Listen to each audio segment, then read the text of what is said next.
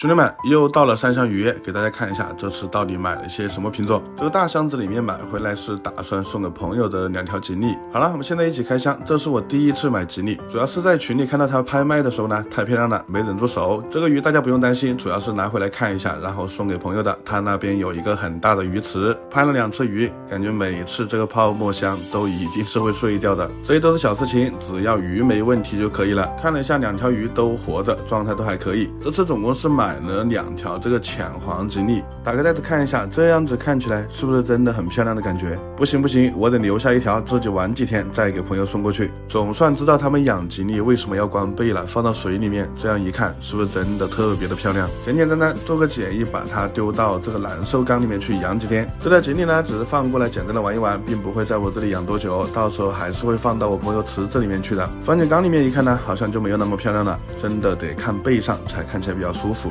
缸里面呢，只是它银色站点，这个大池子才是它的归宿。